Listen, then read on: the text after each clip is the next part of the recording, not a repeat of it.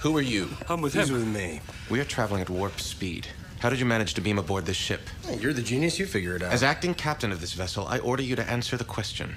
Well, I'm not telling, acting captain.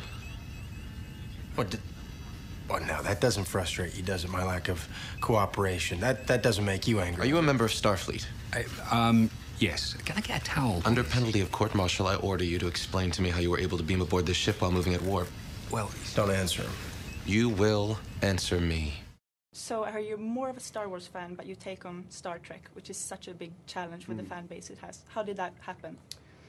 Well, I have been a Star Wars fan since I was 11 and saw Star Wars. And then when they asked me if I was interested in Star Trek, my answer was that I was, because I felt like if a version of Star Trek came out that was made in a certain way, I would go see it, even though I wasn't a fan of Star Trek. And that was the weird thing in me that I thought, oh, that's interesting. Maybe there's a version of it that could really be fun to do and cool to make. And so I started working on it with my partners, and it wasn't something I was going to direct. I was producing with them. And the more we worked on it, the more I felt like, ooh, this could be fun. And so I shouldn't pass up the opportunity to direct it. Because this is a movie that even if you don't like Star Trek or have seen anything before, you can enjoy this movie. Well, that was the goal, and I think my not being a fan helped make it something also for people who were not fans. Because if I had been a massive fan, I probably would have had a different point of view and made something a little bit more inside. You know what I mean? Yeah. So how would you pitch the movie or sell the movie to people who don't know Star Trek?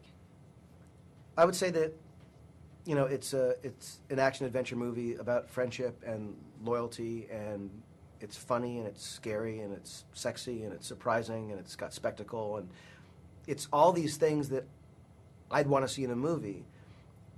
But if it was called Star Trek, I'd hesitate.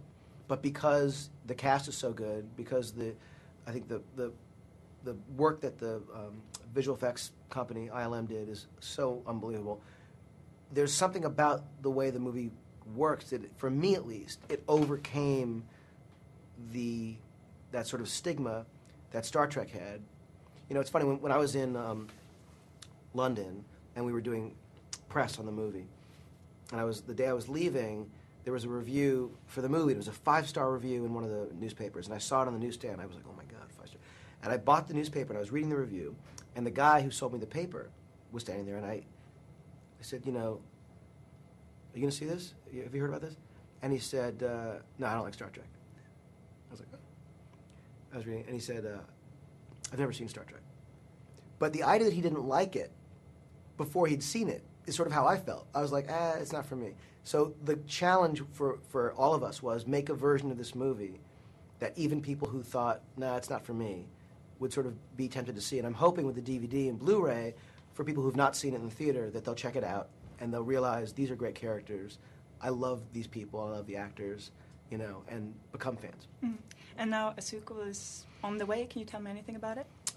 We're just working on a story now, the same writers and producers, and I think we have a very cool beginning of a story. It's very early on, but we need to obviously get a script as soon as possible. Yeah, can you tell me anything? I mean, are you going with a sequel starting where the movie ended in any way, or is it a completely new story? We're still talking about the way to approach it, and you know, it's too early to sort of talk specifics, but I will say that what we're talking about feels like it takes the momentum of the first movie and in a way that is, I think, fun and surprising would begin the next one. You know, I think that it's the first film allowed us to deal with the biggest challenges, which were how do you cast these people, how do you sort of introduce these characters again. I feel like we had a burden in the first movie to kind of bring to a new audience this world and these people, and now that we've done that to a large degree, in a way we can sort of get on with a little bit sort of deeper storytelling and stuff that goes, you know, beyond that. But I'm incredibly proud of the work that the people, everyone who worked on this movie did, and I hope that, you know, people check it out.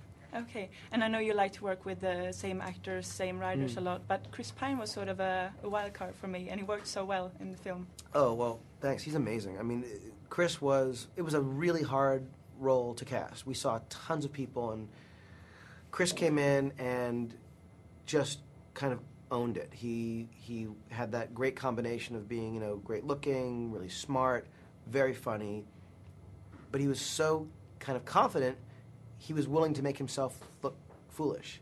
And that, to me, made him incredibly cool, as opposed to the guy who has to sort of act cool and pose cool and try, he was like, he would do anything. And that is, the role of Kirk. He gets his ass kicked, throughout the movie, and he really had to be willing to struggle and suffer, and that was really what the character experienced. So he was wonderful to work with. Okay, well, I have no more time. Okay, I could talk thank you very forever, much. but Thank you very much. I'll be back at the Appreciate Q&A. Okay, cool. See you later.